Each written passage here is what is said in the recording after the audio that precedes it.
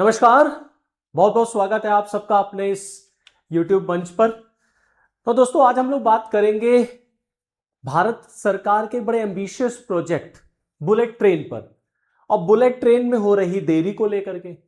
दरअसल bullet train का matter आप अगर देखेंगे तो 2014 में मोदी जी की सरकार बनती है और 14 से अगर आप उठा लें तो बुलेट ट्रेन को लेकर के एक सुगबुगाहट जो थी वो मार्केट में आ गई थी कि मोदी जी का बहुत ड्रीम प्रोजेक्ट है, बहुत एम्बिशियस प्रोजेक्ट है, भारत में भी बुलेट ट्रेन होना चाहिए। दुनिया के तमाम देशों के पास है तो भारत में भी बुलेट ट्रेन होना चाहिए। अब भैया वहां से बातचीत शुरू हुई, एक आइडिया रखा गया। 2015 में बुलेट ट्रेन को लेकर के जापान से बातचीत शुरू हुई, फिर उसके बाद एक एमओयू साइन हुआ। 15 से पूरा मैटर शुरू होता है, ठीक है। और ये 2026 है, अभी तक बुलेट ट्रेन का कोई अता पता नहीं। कब शुरू होगी, शुरू भी हो पाएगी कि नहीं हो पाएगी, कोई उसका अता पता नहीं है। हाँ ये जरूर है काम चल रहा है। अब भैया इसको लेकर के जबरदस्त राजनीति हो रही। अब राजनीति क्यों हो रही है? राजनीति दरअसल इसलिए हो रही कि जापान के एक फॉर्मर मिनिस्टर है, एक एक्स मिनिस्टर है, उनकी तरफ से ये आरोप भारत सरकार पे लगाया गया, गवर्नमेंट ऑफ इंडिया पे लगाया गया कि जो भी ये बुलेट ट्रेन में डिले हो रही है ना, इसके लिए भारत सरकार जिम्मेदार है, भारत के मंत्री जिम्मेदार है, भारत की नीतियां जिम्मेदार है। मतलब कुल मिलाकर के भारत इसके लिए जिम्मेदार है। पूरा आरोप उन्होंने इंडियन गवर्नमेंट के ऊपर लगा दिया है कि भारत दरअसल जो जिस तरीके से इंडियन गवर्नमेंट काम करती है, जिस तरीके से भारत में नीतियां पॉलिसीज लागू की जाती हैं, डिसीजन मेकिंग होती है, उसमें बहुत दिक्कतें हैं। There are number of issues, policy paralysis हो जाता है, इसीलिए टाइम पर कोई प्रोजेक्ट इंडिया में इंप्लीमेंट नहीं हो पाता। अच्छा भैया, ये जापान के फॉर्मर मिनिस्टर साहब ने कहा। अब इसको लेकर के भारत में विपक्ष सरकार के ऊपर हंगामा हो गया, सरकार के ऊपर उसने अटैक करना शुरू कर दिया। और मॉनसून सेशन आप सब जान ही रहे हैं कि पार्लियामेंट का मॉनसून सेशन शुरू हो गया है। जबरदस्त हंगामा मॉनसून सेशन में भी देखने को मिलेगा। एक तरफ मॉनसून सेशन में हंगामा, दूसरी तरफ जापान के एक्स मिनिस्टर का यह बयान। ठीक भैया, यहां तक बात समझ में आई। दूसरी तरफ भारत सरकार के विदेश मंत्रालय की तरफ से क्लैरिफिकेशन भी आ गया। मुंबई अहमदाबाद बुलेट ट्रेन पर जो भी काम हो रहा है उस पर उनका क्लैरिफिकेशन भी आ गया। उन्होंने कहा कि वर्क इज इन प्रोग्रेस, और जो भी जापान के फॉर्मर मिनिस्टर ने आरोप लगाए हैं सोशल मीडिया पर पोस्ट डाल करके, उसको उन्होंने रिजेक्ट कर दिया। ये भी ठीक है, यहां तक बात समझ में। अब आप देखें, ये वो मंत्री हैं जिनका नाम हिदेकी माकिहारा है। ये वो जापान के फॉर्मर मिनिस्टर हैं। इनका ये बयान है, कहते हैं अंतर्राष्ट्रीय बैठकों और वार्ताओं में सबसे अधिक जो चीज सामने आई वह भारतीय पक्ष की बार बार दिखाई देने वाली बेहद लापरवाही कार्यशैली थी। वे किसी भी कीमत पर अपने वादे नहीं निभाते, अगर कोई वादा करते भी हैं तो तुरंत उससे पलट जाते हैं। ये लिखिए, मतलब इन्होंने भारत सरकार पर यह आरोप लगा दिया कि भारत सरकार वादा करती तो है लेकिन वो वादा निभाती नहीं है और वादों से पलट जाती है। कथनी और करनी में बड़ा अंतर है।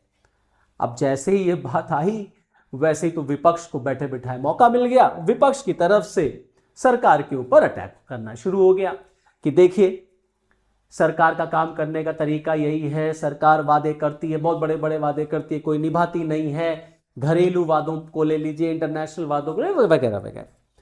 कांग्रेस से लेकर के तमाम अलग अलग दलों ने अपने बातें कहना शुरू कर दी कि मोदी जी के कार्य में देखिए another feather in PM Modi, और जो उनके मंत्री हैं उनका कार्य करने का जो तरीका है उस पर जापान की तरफ से भी देखिए कमेंट आ गया और सारी पोल पट्टी भारत सरकार के काम करने के तरीके की यहां पर खुल गई।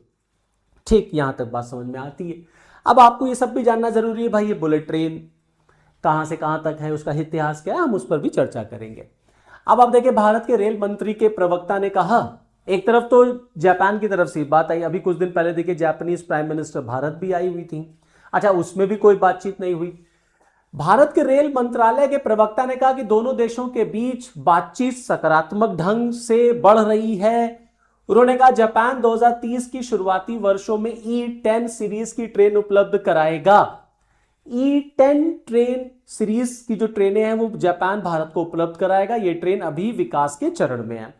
ये बात आपको पता होनी चाहिए कि भारत में जो बुलेट ट्रेन आ रही है, जब भी आएगी वो जापानीज मदद से आ रही है, ठीक है। जापान ने उसके लिए हमको लोन वगैरह भी दिया है, अभी हम उस पर भी बात करेंगे।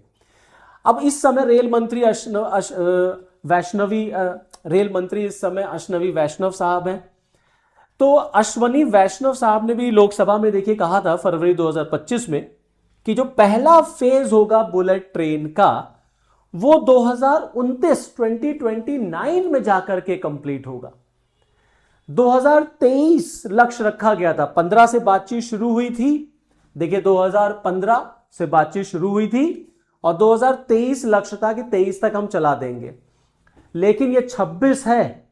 लोकसभा में अश्वनी वैष्णव साहब का स्टेटमेंट है कि 2029 में पहला फेज शुरू होगा। अब क्या गवर्नमेंट 2026 में भी ट्रेन नहीं चला पा रही, इसी को लेकर के जापान की तरफ से सारी बातचीत शुरू की गई कि भारत सरकार जो है वो काम नहीं कर पाती है, यहां पर पॉलिसी इंप्लीमेंटेशन में बहुत खराबी है। 2027 में बुलेट ट्रेन को चलाने की यहां पर बातचीत अब सामने निकल के आई है, लेकिन फिर भी देखिए 15 से 27 23 लक्ष्य था। आप देखिए थोड़ा सा हिस्ट्री अगर मैं आपको बताऊं, 2014 में मैंने आपको बताया था कि 2014 में मोदी जी की गवर्नमेंट आती है, उसके बाद से सारी बातचीत शुरू होती है इंडिया और जापान के बीच में। तो प्राइम मिनिस्टर मोदी और जापान के प्राइम मिनिस्टर उस समय शिंजो आबे, जो अब इस दुनिया में नहीं है, दोनों के बीच में बुलेट ट्रेन को लेकर के एग्रीमेंट होता है, बातचीत शुरू होती है। 2015 में एमओयू साइन होता है हाई स्पीड ट्रेन कॉरिडोर के लिए और डेडलाइन रखी जाती है 2023। अच्छा ये देखिए अभी गवर्नमेंट ऑफ इंडिया कई और बुलेट ट्रेन भी चलाने का प्लान कर रही है।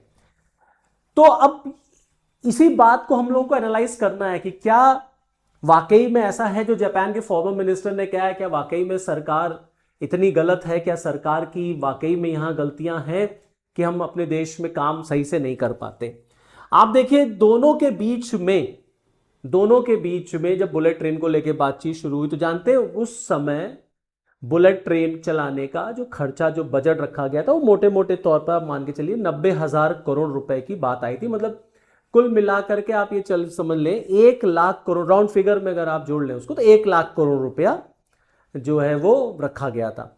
अब क्योंकि इन्फ्लेशन वगैरह बढ़ चुका है, सब कुछ जोड़ जाड़ लेना, तो आज इस समय उसकी कॉस्ट बढ़ के 2 लाख करोड़ रुपए हो गई है मुंबई से अहमदाबाद के लिए। तो ये भी एक चर्चा का विषय था भारत में। और फिर आ गया कि क्या भारत जैसे गरीब देश में बुलेट ट्रेन की इतनी जरूरत है कि हम बिना बुलेट ट्रेन के मरे जा रहे हैं, बुलेट ट्रेन के बिना भारत का विकास है नहीं होगा। लेकिन गवर्नमेंट ऑफ इंडिया का, मोदी जी का ही ड्रीम प्रोजेक्ट था, इंफ्रास्ट्रक्चर से जुड़ा हुआ प्रोजेक्ट है, तो सरकार ने बुलेट ट्रेन काम करना शुरू किया। इसके लिए जो भी पैसा लगना था उसका 81% फंड जापान से ही आएगा। 81% ऑफ द प्रोजेक्ट कॉस्ट वो जापान को ही देना था। भाई जापान देगा लेकिन लोन के फॉर्म में देगा, वो ठीक है, कंसेशनल रेट पर देगा। बहुत रेट ऑफ इंटरेस्ट बहुत कम है, 0.1% रेट ऑफ इंटरेस्ट पर मिला 81% जो जापान से लोन मिला ऑफ द टोटल कॉस्ट। और उसको भी आप देखेंगे 50 साल में आपको निभाना है, 50 साल में आपको देना है। लेकिन 50 साल में आप 2015 से लेकर के 2026 देख लीजिए, इतने साल तो चले ही गए, शुरू ही नहीं हो पाया। तो कहने का मतलब है गवर्नमेंट को फायदा कैसे होगा, क्या गवर्नमेंट इतना पैसा कमा पाएगी बुलेट ट्रेन से, क्योंकि टाइम तो निकलता जा रहा है। 2027 में भारत सरकार कह रही है कि हम बुलेट ट्रेन को यहां पर चला पाएंगे। अगर मैं कहता हूं सब कुछ ठीक ठाक चला, 27 में बुलेट ट्रेन चल भी जाए, तो क्या बुलेट ट्रेन की वायबिलिटी, क्या बुलेट ट्रेन इतनी प्रॉफिटेबल होगी गवर्नमेंट के लिए कि हम इतना पैसा कलेक्ट कर पाएंगे कि हम जापान का ये लोन रीपे कर पाए। 15 में सारी चीजें तय हो गई थी, 50 साल के लिए है, लेकिन 10 साल तो वैसे ही चले गए। तो कुल मिला करके कहने का मतलब यह है कि बुलेट ट्रेन गवर्नमेंट को क्या फ्यूचर में इतना प्रॉफिट देगी, क्योंकि हम बहुत हैवी लोडेड कॉस्ट इन्वेस्ट कर रहे हैं इस बुलेट ट्रेन में, छोटा मोटा अमाउंट नहीं है बुलेट ट्रेन में। अब ये अलग बात है, सरकार के अपने देखिए दावे हैं। सरकार अगर जैसे मान लीजिए आप मुंबई से अहमदाबाद प्लेन से जाइए, प्लेन से जाएंगे या बाई ट्रेन अगर आप जाएंगे, तो बाई ट्रेन अगर आप जाएंगे तो आपको लंबा समय लगेगा, प्लेन से जाएंगे तो आपको टाइम जो आपका सेव होगा, ये बात ठीक है।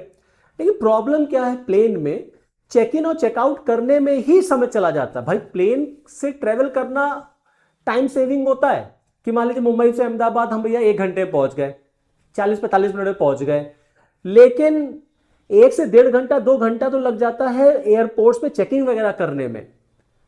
तो ये कुल मिला के टोटल फिर ट्रेवलिंग कॉस्ट अगर आप देख ले तो मुंबई से अहमदाबाद 3, साढ़े 3, 4 घंटा आ जाएगा। यहां बुलेट ट्रेन से क्या है, वो घट करके 2 घंटा और 2.5 घंटे की बात है। अब ये 2 और 2.5 क्या, इसको भी समझ लीजिए। 2 बुलेट ट्रेन देने की यहां पर बात हुई है चलाने की।